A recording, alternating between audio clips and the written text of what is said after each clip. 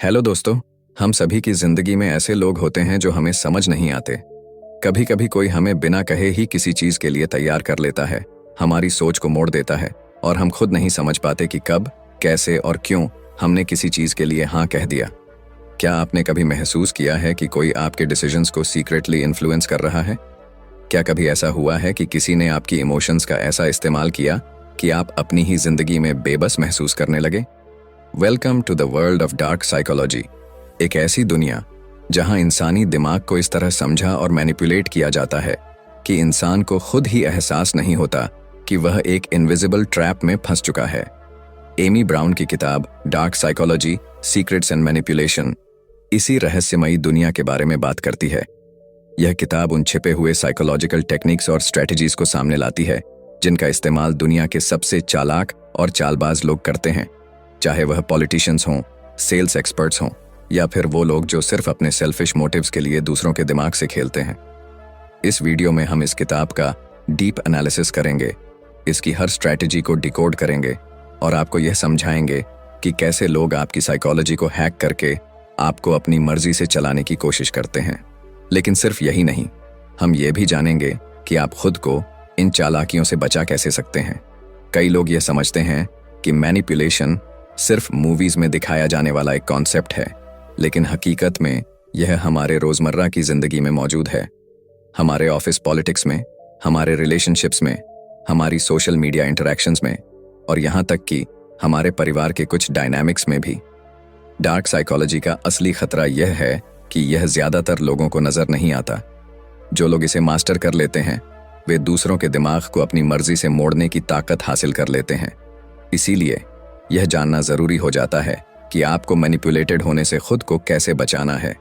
जब भी कोई आपसे कहता है कि तुम यह सोच ही नहीं सकते कि तुम्हारे साथ क्या हो रहा है, तो आपको सतर्क हो जाना चाहिए, क्योंकि अक्सर वही चीजें जो हमें नजर नहीं आती वही सबसे ज्यादा खतरनाक होती हैं।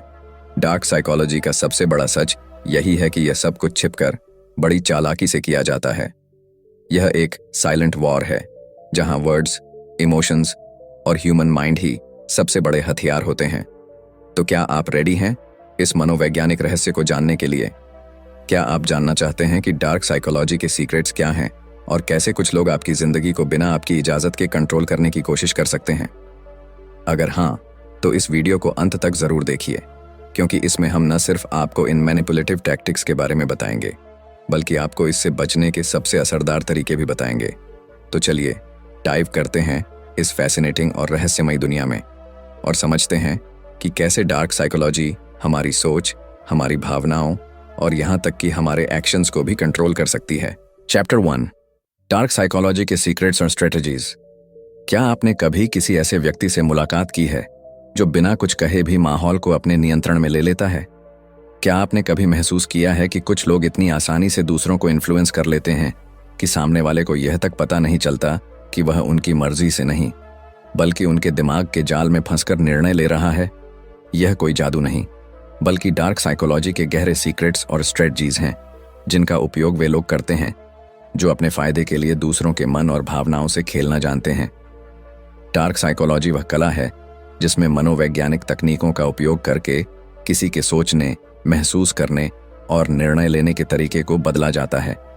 इसे समझने वाले लोग दूसरों को अपनी मर्जी के अनुसार चलाने की क्षमता रखते हैं और उन्हें इसका एहसास तक नहीं होने देते। यह एक ऐसी शक्ति है जिसे सही व्यक्ति एथिकल तरीके से इस्तेमाल कर सकता है, लेकिन गलत व्यक्ति इसे अपने स्वार्थ के लिए एक खतरनाक हथियार की तरह इस्तेमाल कर सकता है।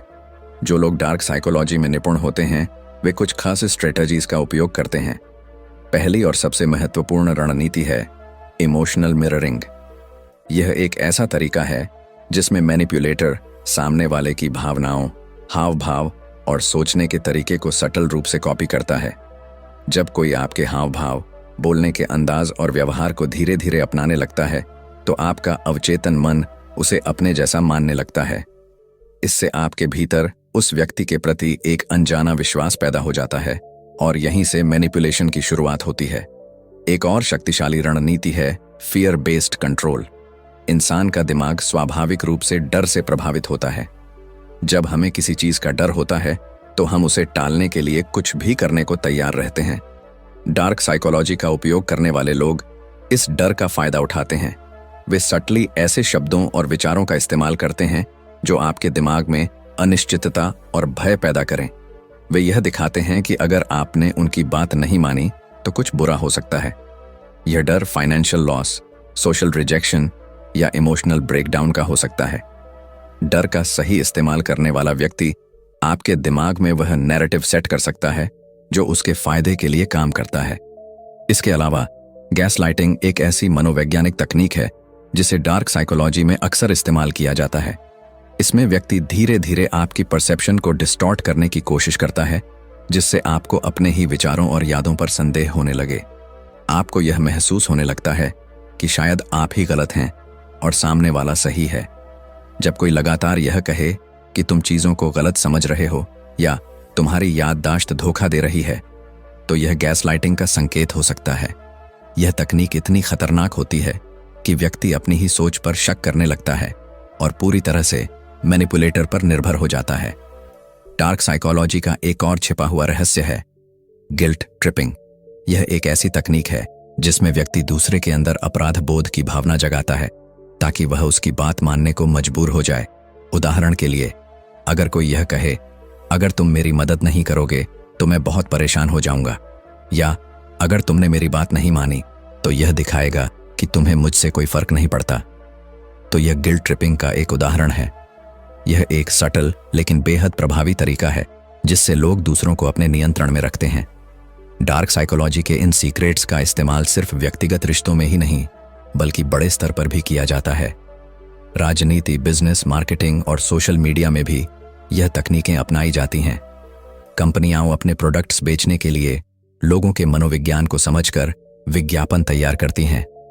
वे स्कैरसिटी का डर दिखाती हैं, लिमिटेड टाइम ऑफर या स्टॉक रनिंग आउट फास्ट, जिससे ग्राहक इंपल्स में आकर तुरंत निर्णय लेते हैं। इसी तरह कई नेता जनता के इमोशंस को कंट्रोल करके अपनी रणनीतियों को सफल बनाते हैं। डार्क साइकोलॉजी की सबसे खतरनाक तकनीकों में से एक है आइसोलेशन टेक्निक। इसमें मैनिपुलेटर धीरे धीरे अपने शिकार को बाकी दुनिया से दूर करता है ताकि वह पूरी तरह से उसके कंट्रोल में आ जाए। वह यह महसूस कराता है कि बाकी लोग भरोसेमंद नहीं हैं, सिर्फ वही व्यक्ति सही है। जब कोई व्यक्ति अकेला महसूस करता है तो वह मैनिपुलेटर की बातों पर और अधिक निर्भर हो जाता है। यह तकनीक अब्यूजिव रिलेशनशिप्स और कल्ट्स में अक्सर देखी जाती है। यह सब जानकर शायद आपको लग रहा होगा कि डार्क साइकोलॉजी का उपयोग केवल बुरे लोग करते हैं, लेकिन सच्चाई यह है कि यह सिर्फ एक मनोवैज्ञानिक टूल है जिसे कोई भी सही या गलत तरीके से इस्तेमाल कर सकता है। यदि आप इन तकनीकों को पहचानना सीख जाएं, तो आप न केवल दूसरों की मैनिपुलेशन से बच सकते हैं बल्कि खुद को मेंटली स्ट्रांग भी बना सकते हैं। अब सवाल यह उठता है, क्या आप इन रणनीतियों को पहचानने में सक्षम हैं? क्या आप जानते हैं कि कोई आपके साथ इन टेक्निक्स का इस्तेमाल कर रहा है? और सबसे महत्वपूर्ण बात, क्या आप खुद को इससे बचाने के लिए तैयार हैं? डार्क साइकोलॉजी के रहस्यों को जानना सिर्फ इसलिए जरूरी नहीं है कि आप दूसरों को कंट्रोल कर सकें, बल्कि इसलिए भी कि आप खुद को कंट्रोल करना सीखें। जब आप इन गहरी मानसिक चालों को समझ लेते हैं तो कोई भी आपको आसानी से मैनिपुलेट नहीं कर सकता। अब यह आपके हाथ में है कि आप इस ज्ञान को कैसे इस्तेमाल करते हैं, एक मेंटल शील्ड की तरह या एक साइकोलॉजिकल वेपन की तरह। Chapter 2, analysing dark psychology. क्या आपने कभी सोचा है कि इंसान के दिमाग में चल रही गहरी चालों को समझने की ताकत अगर आपके पास हो तो आप कितनी चीजों को अपने पक्ष में कर सकते हैं?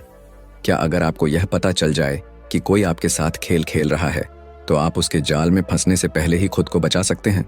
यह सब समझने के लिए हमें डार्क साइकोलॉजी को एनालाइज करना होगा।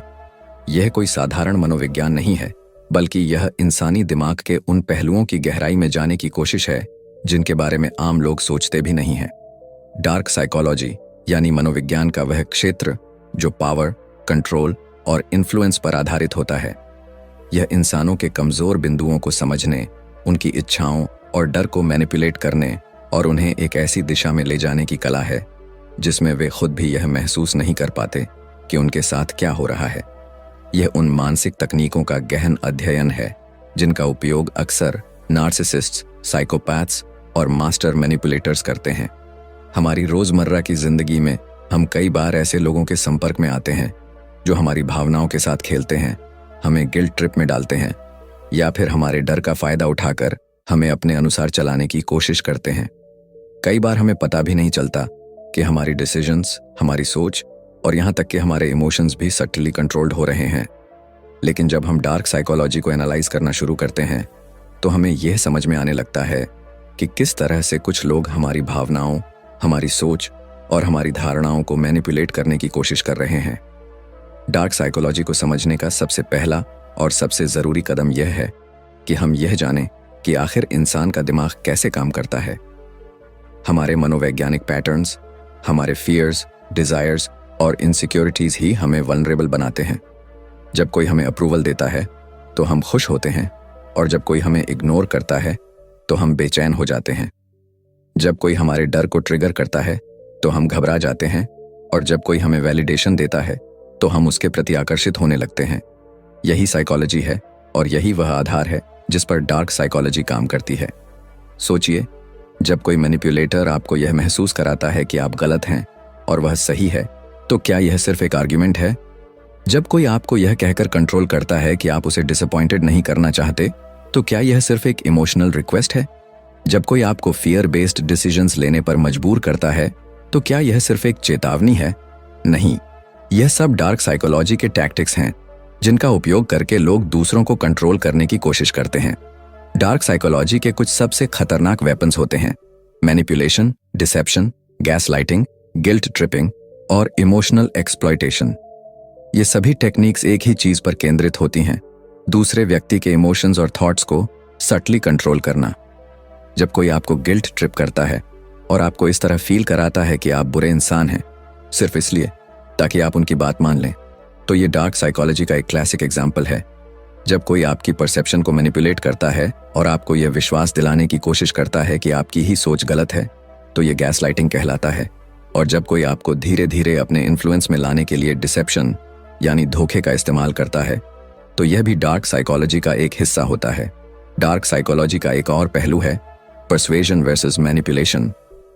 बहुत से लोग पर्सुएजन और मैनिपुलेशन को एक ही चीज समझते हैं, लेकिन दोनों में एक सटल फर्क है।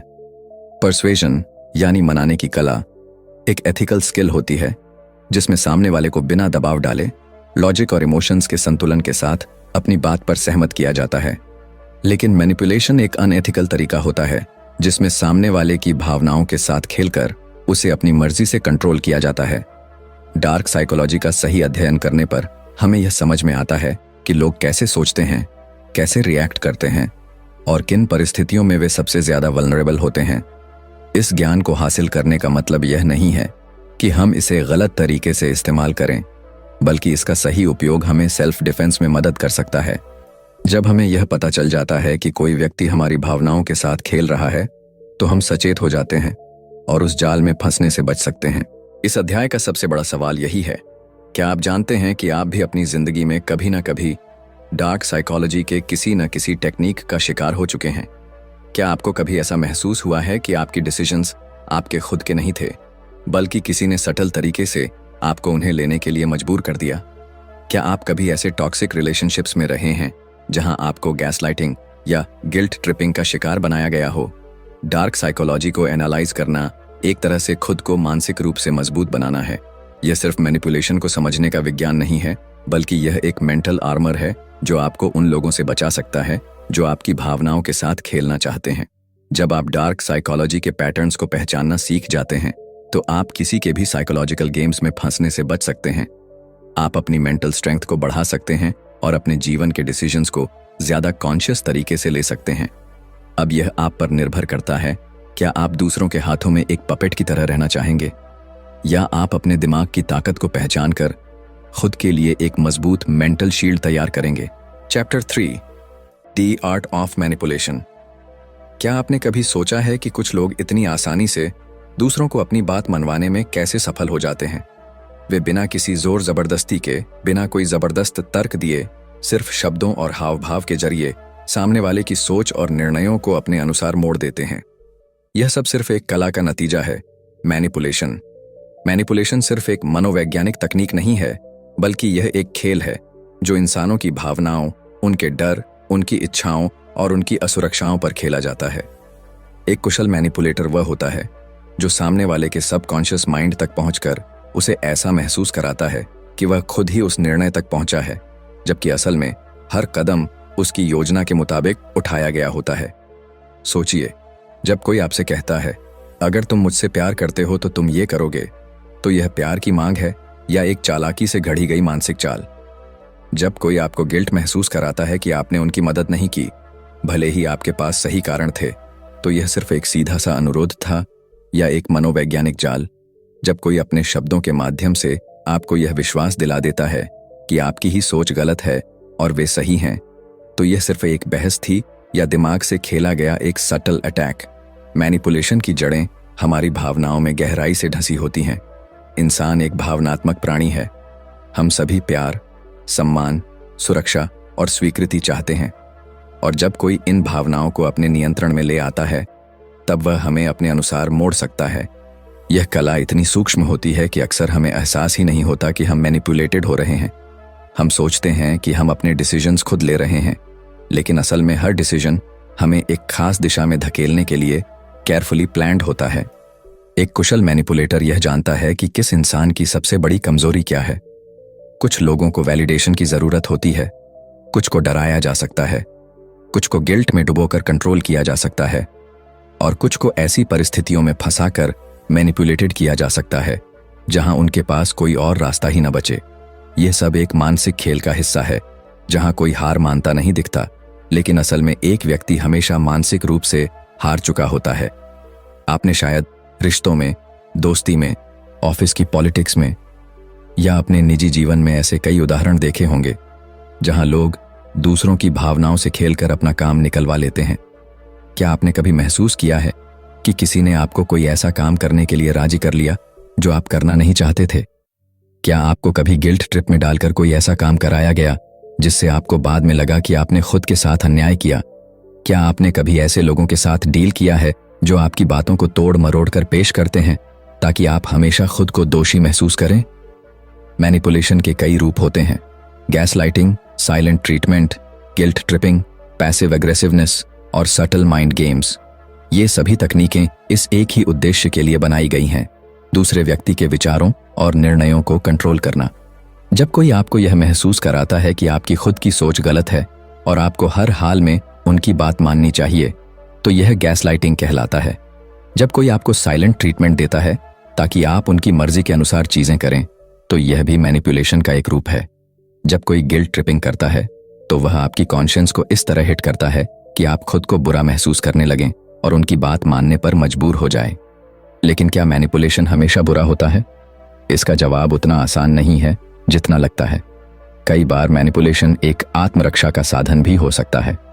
जब कोई आपको फोर्सफुली प्रभावित करने की कोशिश कर रहा हो, तो कभी कभी सटल मैनिपुलेशन ही वह तरीका होता है जिससे आप खुद को बचा सकते हैं।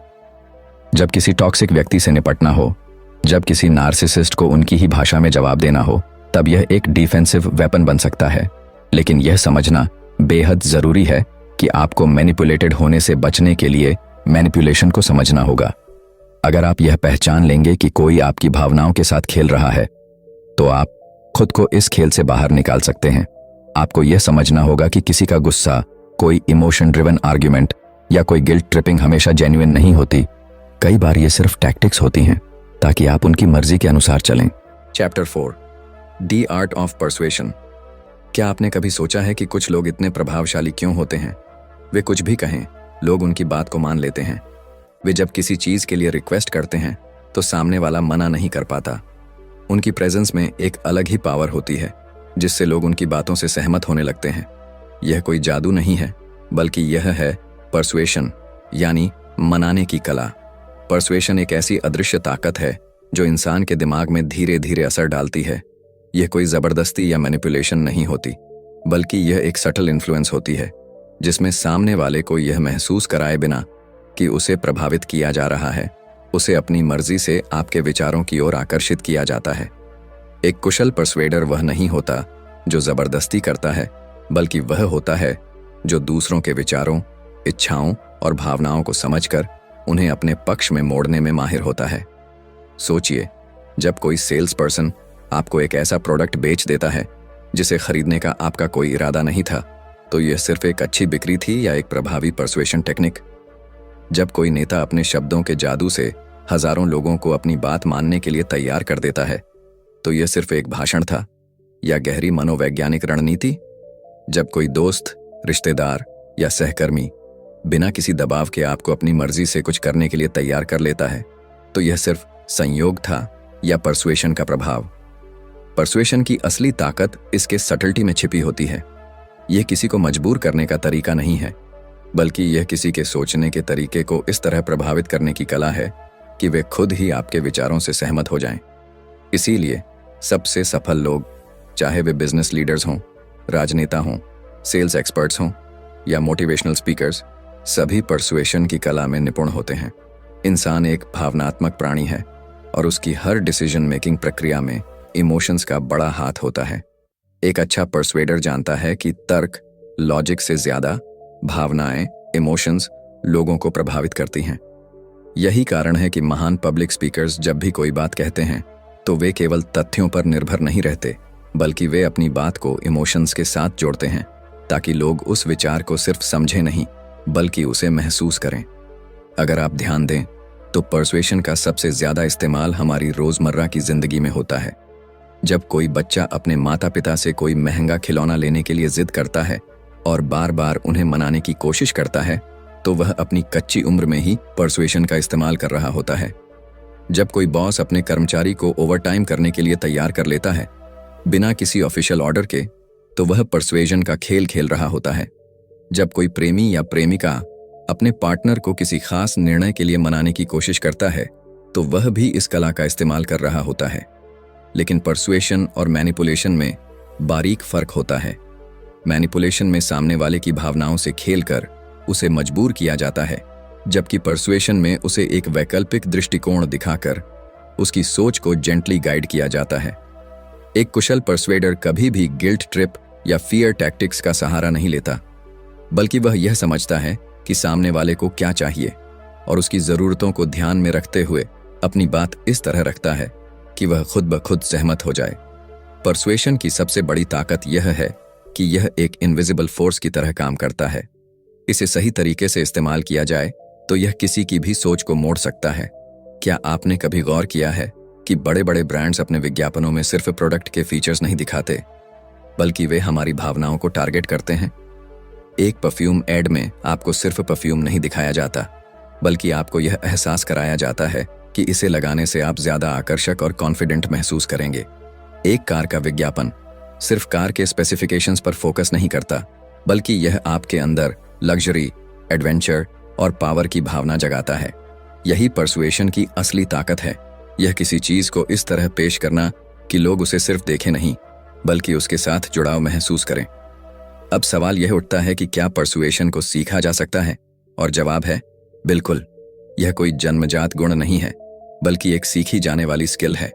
यदि आप इसे समझ लें तो आप अपनी पर्सनल और प्रोफेशनल लाइफ में इसे एक पावरफुल टूल की तरह इस्तेमाल कर सकते हैं।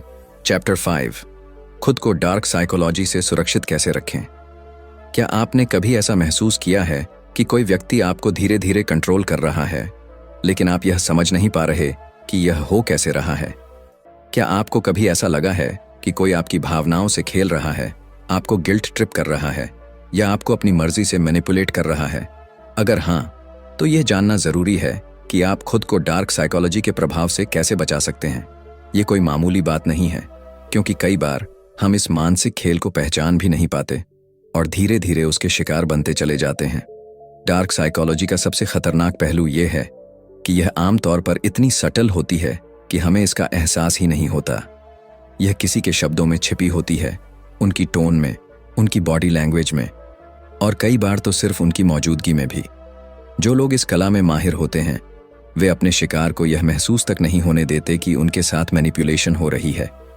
लेकिन अगर आप इन टेक्निक्स को पहचानना और खुद को सुरक्षित रखना सीख जाते हैं, तो कोई भी आपको आसानी से कंट्रोल नहीं कर सकता। खुद को डार्क साइकोलॉजी से बचाने का सबसे पहला और सबसे जरूरी कदम है सेल्फ अवेयरनेस। अगर आपको अपनी भावनाओं, अपनी सोच और अपनी रिएक्शंस की गहरी समझ होगी, तो कोई भी आपको आसानी से मैनिपुलेट नहीं कर पाएगा। अक्सर मैनिपुलेटिव लोग दूसरों की इनसिक्योरिटीज को टारगेट करते हैं। वे जानना चाहते हैं कि आपको किस चीज की सबसे ज्यादा परवाह है, आपका सबसे बड़ा डर क्या है और कौन सी चीज आपको सबसे ज्यादा इमोशनली वल्नरेबल बनाती है। अगर आप खुद को अच्छी तरह से जानते हैं और अपनी कमजोरियों को एक्सेप्ट करते हैं तो आप दूसरों को उन कमजोरियों का फायदा नहीं उठाने देंगे। अगला कदम है इमोशनल बाउंड्रीज बनाना। बहुत से लोग इसलिए मैनिपुलेट होते हैं क्योंकि वे अपनी इमोशनल बाउंड्रीज को डिफाइन नहीं कर पाते। उन्हें यह नहीं पता होता कि कब उन्हें किसी की बात को सीरियसली लेना चाहिए और कब उन्हें अपनी एनर्जी को बचाना चाहिए। एक मैनिपुलेटर हमेशा यह चाहेगा कि आप अपनी बाउंड्रीज को भूल जाएं और उनके अकॉर्डिंग एक्ट करें। वे गिल्ट ट्रिपिंग का सहारा लेंगे, आपको ऑब्लिगेटेड महसूस कराएंगे और कई बार आपकी ही भावनाओं को आपके खिलाफ इस्तेमाल करेंगे। अगर आप अपनी बाउंड्रीज को मजबूत बना लेते हैं और नो कहना सीख जाते हैं तो आप खुद को इन मानसिक खेलों से बचा सकते हैं। इसके बाद आता है क्रिटिकल थिंकिंग और लॉजिकल एनालिसिस। एक मास्टर मैनिपुलेटर हमेशा इमोशंस का इस्तेमाल करता है क्योंकि वे जानते हैं कि इमोशंस इंसान को सबसे ज्यादा इन्फ्लुएंस करते हैं। लेकिन अगर आप हर चीज को लॉजिकली एनालाइज करना शुरू कर दें तो आप मैनिपुलेशन से बच सकते हैं। जब भी कोई आपसे कुछ कहे या आपको किसी बात के लिए पुश करे तो खुद से पूछिए, क्या यह सच में सही है या यह सिर्फ एक इमोशनल ट्रैप है। कई बार सिर्फ इतना सोचने भर से ही हम मैनिपुलेशन के जाल से बच सकते हैं। डार्क साइकोलॉजी से बचने के लिए सबसे जरूरी चीज है असर्टिवनेस। यह एक ऐसा गुण है जिसमें आप अपनी बात को मजबूती से रखते हैं लेकिन बिना किसी एग्रेशन के। एक मैनिपुलेटिव व्यक्ति तभी ताकतवर होता है जब सामने वाला कमजोर हो। लेकिन जब आप खुद पर कॉन्फिडेंट होते हैं, अपनी राय को साफ तरीके से रखते हैं और बिना दबाव में आए अपने फैसले लेते हैं तो कोई भी आपको आसानी से मैनिपुलेट नहीं कर सकता। इसके अलावा अपने आसपास के लोगों को समझना भी बेहद जरूरी है। अक्सर जो लोग हमें मैनिपुलेट करते हैं वे हमारी रोजमर्रा की जिंदगी में ही होते हैं। दोस्त, सहकर्मी, रिश्तेदार या कभी कभी तो हमारे सबसे करीबी लोग भी। वे धीरे धीरे हमें इमोशनल ट्रैप्स में फंसाते हैं और हमें यह एहसास तक नहीं होने देते कि वे हमारे दिमाग के साथ खेल रहे हैं। इसीलिए लोगों के वर्ड्स से ज्यादा उनके एक्शंस पर ध्यान देना जरूरी है। अगर कोई बार बार आपके सेल्फ एस्टीम को गिराने की कोशिश कर रहा है, आपको गिल्ट ट्रिप कर रहा है या आपको मेंटली एग्जॉस्ट कर रहा है तो यह एक रेड फ्लैग है। डार्क साइकोलॉजी से बचने के लिए सबसे प्रभावी तरीका यह है कि आप खुद को मानसिक रूप से मजबूत बनाएं। इसका मतलब है सेल्फ रिस्पेक्ट, सेल्फ वर्थ और सेल्फ कॉन्फिडेंस को बढ़ाना। जब कोई मैनिपुलेटर देखता है कि आप अपनी वैल्यू को समझते हैं तो वे आपको कंट्रोल करने में असफल हो जाते हैं। वे हमेशा उन लोगों को टारगेट करते हैं जो इमोशनल वैलिडेशन की तलाश में होते हैं, जिन्हें अप्रूवल चाहिए होता है या जो ईजिली इन्फ्लुएंस्ड होते हैं। लेकिन अगर आप अपनी वैल्यू खुद पहचानते हैं तो कोई भी आपको गिल्ट ट्रिप करके कंट्रोल नहीं कर पाएगा। डार्क साइकोलॉजी से बचने के लिए एक और जरूरी चीज है डिस्टेंस मेंटेन करना। अगर आपको यह एहसास हो जाए कि कोई व्यक्ति लगातार आपकी मेंटल हेल्थ को प्रभावित कर रहा है तो सबसे अच्छा तरीका है कि आप उससे धीरे धीरे डिस्टेंस बना लें। यह हर बार पॉसिबल नहीं होता, लेकिन जहां भी मौका मिले वहां आपको टॉक्सिक लोगों से दूर रहने की कोशिश करनी चाहिए। कभी कभी सबसे अच्छा सेल्फ डिफेंस यही होता है कि आप मैनिपुलेशन के सोर्स से ही दूर हो जाएं। सबसे महत्वपूर्ण बात यह है कि खुद को विक्टिम माइंडसेट से बाहर निकालें। कई लोग यह सोचते हैं कि वे बार बार मैनिपुलेट होते रहते हैं और वे इससे बच नहीं सकते, लेकिन सच यह है कि डार्क साइकोलॉजी उन्हीं लोगों पर असर करती है जो इसे समझते नहीं हैं। जब आप इन साइकोलॉजिकल ट्रिक्स को पहचानना सीख जाते हैं तो आप मानसिक रूप से इतना मजबूत हो जाते हैं कि कोई भी आपको आसानी से मैनिपुलेट नहीं कर सकता। अब सवाल यह उठता है, क्या आप भी कभी किसी के द्वारा मैनिपुलेट हुए हैं लेकिन आपको उस वक्त एहसास नहीं हुआ? क्या आप भी कभी गिल्ट ट्रिप, इमोशनल ब्लैकमेल या गैसलाइटिंग के शिकार हुए हैं? और अगर हाँ, तो क्या अब आप खुद को बचाने के लिए तैयार हैं? डार्क साइकोलॉजी को हर कोई नहीं समझ पाता, लेकिन जो इसे समझ लेते हैं वे अपनी जिंदगी को पूरी तरह से बदल सकते हैं। अब यह आप पर निर्भर करता है कि आप इसे सिर्फ एक साइकोलॉजिकल कॉन्सेप्ट की तरह देखेंगे या इसे एक मेंटल शील्ड की तरह अपनाकर खुद को हर तरह के इमोशनल मैनिपुलेशन से बचाने के लिए तैयार होंगे। तो दोस्तों, अगर आपको यह वीडियो पसंद आया हो और आप चाहते हैं कि मैं इस तरह की और भी किताबों का सार आपके लिए लाता रहूं, तो वीडियो को लाइक करना ना भूलें। अपने विचार कमेंट में जरूर बताएं क्या आपको कभी ऐसा महसूस हुआ है कि कोई आपको बिना आपके जाने मैनिपुलेट कर रहा था? और अगर हाँ, तो आपने उससे बचने के लिए क्या किया? आपकी राय मेरे लिए बहुत मायने रखती है। और हाँ, अगर आप इस चैनल पर नए हैं तो चैनल को सब्सक्राइब करें और बेल आइकन दबाएं ताकि आपको ऐसे ही दमदार और ज्ञानवर्धक वीडियो सबसे पहले मिल सकें। अगली बार हम एक और दिलचस्प किताब के साथ मिलेंगे जो आपकी सोच को और भी ज्यादा तेज और प्रभावी बनाएगी। धन्यवाद। मिलते हैं अगले वीडियो में।